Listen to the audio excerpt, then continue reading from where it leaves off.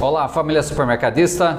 Sejam bem-vindos ao canal do Casal Mentor aqui no YouTube. E você que ainda não se inscreveu, se inscreva, ative as notificações, deixe seu like aí no nosso conteúdo e também compartilhe com outras pessoas do segmento supermercadista que precisam receber o nosso conteúdo. Muito bem, hoje o assunto desta nossa aula vai ser as 6 métricas que todo dono de supermercado precisa saber. É isso mesmo. Por que você precisa saber essas 6 métricas que nós vamos passar aqui? São muitas as métricas, mas nós vamos colocar aqui as 6 principais que você precisa saber para que você saiba onde você está. As métricas nada mais é do que um GPS. É como se você precisasse saber a rota, aonde você está indo, se você está na rota certa, no caminho certo. É isso que nós precisamos. E para independente do seu tamanho, do seu faturamento, você precisa saber isso. Muitas vezes você acha que por ser pequeno não precisa dessa informação, mas é você que é pequeno que precisa muito mais para conseguir crescer. Para saber onde é que você está acertando, onde você está errando, onde você precisa melhorar e onde está bom. Então a métrica, ela serve para isso, para você realmente saber aonde você está. E nós dividimos as métricas em 2 situações. Então Liliana pode colocar. Nós temos a métrica por produtividade. Então, o que seria? A produtividade que você tem na sua loja, através das pessoas, através da sua estrutura, como é que está a produtividade em relação a isso. E a outra métrica que nós temos também, que ela é muito importante, que todos buscam essa métrica, que é o resultado, Qual que é o resultado que realmente o meu mercado está dando? O que eu estou conseguindo com o meu mercado? O que está sobrando na mesa? Sabe? Então é isso que nós temos que entender. Qual de fato é o nosso resultado? Isso é uma das principais informações aí que nós precisamos. Tá bom? Independente do tamanho, do faturamento, nós precisamos saber disso.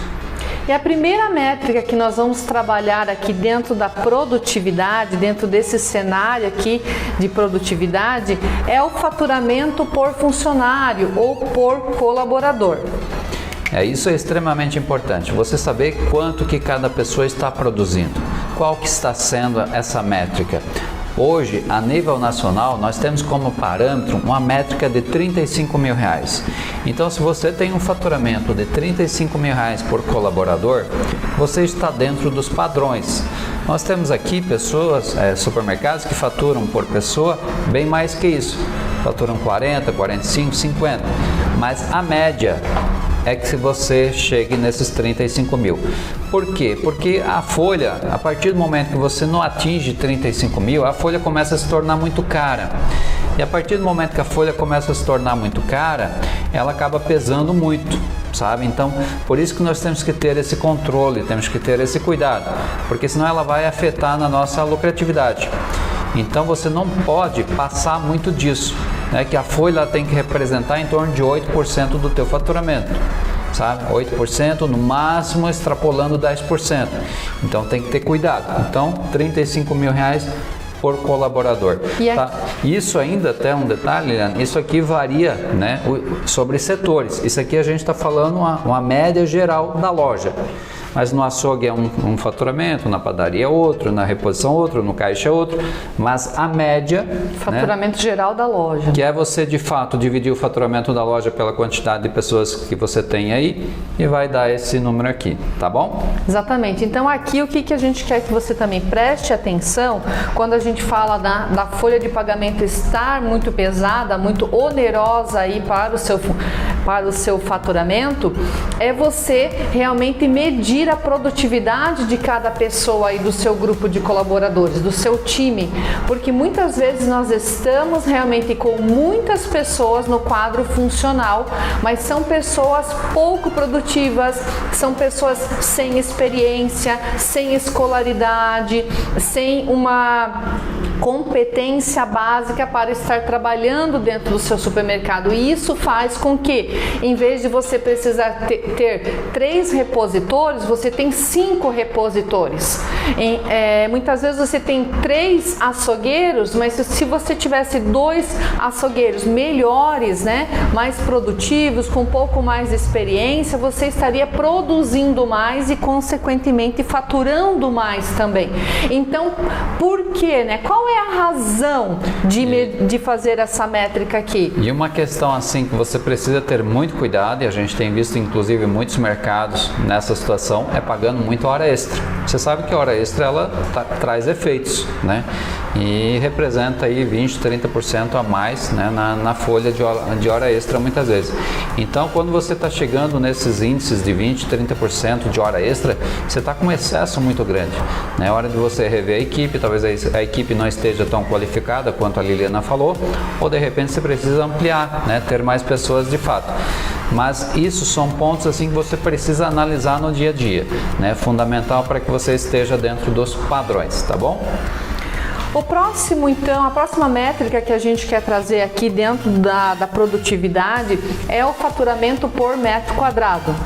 O faturamento por metro quadrado é uma métrica muito importante também, para que você saiba, né, quanto de fato está sendo viável aquela localização, para que você otimize cada vez mais o teu ponto, o teu espaço físico. Isso é muito importante.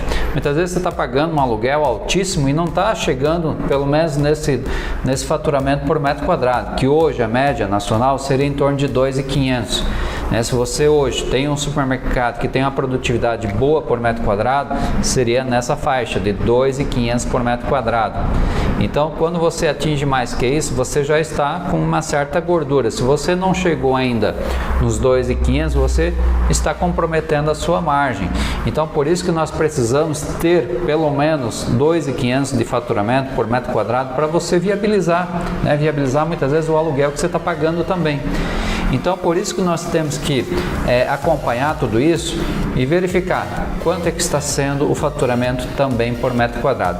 Metro quadrado que a gente se refere, gente, área de vendas, tá? Não envolve depósito, não envolve estacionamento, não envolve outras áreas de produção, apenas área de vendas, onde o cliente circula praticamente, tá bom? Deixa eu só anotar aqui, né, para não esquecer, área de venda. Isso. Certo? E o próximo que a gente quer trazer aqui, então, é a participação dos setores dentro do seu faturamento. Quanto que cada setor fatura também é muito importante. Porque devido a um posicionamento de mercado, você tem que saber, de repente, se você vende muito no açougue, muito na padaria, muito no hortifruti, e fazer toda uma distribuição do seu faturamento por setor. Nós temos visto assim muitos supermercados muito desequilibrados, né, com essa questão do faturamento por setor. Então tem setores que representam mais de 50% do faturamento. Quando você tem um modelo de negócio que de repente assim, não, eu tenho um açougue aqui, Ademar, aí tudo bem, né? Justifica o teu faturamento estar alto em relação ao açougue. Ademar, o meu negócio aqui começou como uma padaria, o negócio é muito forte na questão da padaria, por isso tudo bem, talvez você é uma padaria, não é um supermercado. Agora, quando você fala em supermercado, você quer ser posicionado como supermercado, aí tem que ter um equilíbrio maior. Por exemplo, assim, o açougue teria que representar no máximo 25%, né? O hortifruti no máximo 10%. Vou tomar nota aqui então. Padaria 25%. De 8% a 10%. Sabe? Então não pode ser nada muito diferente disso, porque isso é uma média nacional. Então, se você tem um faturamento superior a isso que a gente está colocando aqui nesses setores, porque você está destacando mais um setor, de repente você está muito frágil em outros. Então, por isso que precisa ser revisto, porque a rentabilidade muitas vezes do negócio, ela está no conjunto, sabe? Então, todos os setores precisam estar bem, faturando bem. Então, não pode ser muito concentrado num setor, porque senão aquele outro setor vai ser afetado, vai te dar problemas, produto vencendo, produto estragando. né? Você não vai ter o giro necessário naquele setor. E hoje um supermercado ele precisa vender tudo o que ele tem dentro da loja. Se você tem bazar, o bazar tem que vender, tem que fazer girar. Pet né? shop tem que criar estratégia. Pet shop é a mesma coisa, tem que fazer vender, tem que fazer girar. Não é só colocar na loja e esperar o cliente vir, se ele comprar tudo bem, se não comprar tá tudo certo também. Não é assim que funciona. Se você quer ver resultado, você tem que fazer o negócio acontecer. Tudo que você coloca na loja tem que ter giro, tem que vender, senão a coisa não acontece. Tá bom? Muito bem. Então agora nós vamos partir aqui para as métricas que envolvem esse outro grupo grande aqui, que é o resultado. Então a primeira métrica que nós vamos trabalhar aqui, então, é o lucro líquido, é isso, Ademar? Isso, o lucro líquido, que é o principal, né, que todo mundo busca. Qual é de fato a minha lucratividade? Quanto que eu estou ganhando? Quanto é que está sobrando na mesa de lucratividade? É isso que todo mundo busca. Quem monta um negócio, monta porque ele quer ganhar dinheiro, né? Não monta um negócio como sendo uma instituição de caridade. Só que a gente ainda sabe que muitas pessoas não têm essa informação, sabe? Isso é ruim, é péssimo. É a mesma coisa que se nem você for trabalhar de operário numa empresa, né? A empresa te falar assim, ó, trabalha aí o mês todo, no final do mês a gente vê o que te paga, sabe? Não é assim que funciona. Você precisa saber quanto é que o teu negócio está rentabilizando, né? É 5%, a média hoje é 5%. As grandes redes rentabilizam um pouquinho mais, elas ganham em escala, no volume, né? Mas mercados pequenos, mercado de médio porte, tem que dar no mínimo 5%. Até bem mais que isso muitas vezes, sabe? Então assim, avalia quanto que você está tendo de lucratividade, procure extrair essa informação do teu negócio, né? Procure gerenciar melhor as informações para que você saiba de fato quanto é que está ganhando, porque senão você vai trabalhar sempre no escuro, nunca sabe o que está sobrando. Né, vai ter apenas um termômetro de que está sobrando se está conseguindo pagar as contas em dia. A partir do momento que não está conseguindo pagar as contas em dia, porque o lucro não está vindo. Né? É essa percepção que muitos mercados ainda têm. Isso é muito ruim, infelizmente. A próxima métrica que a gente quer trazer aqui, então, são as margens, né? A margem bruta aí dos setores, tudo que cada setor aí trabalha.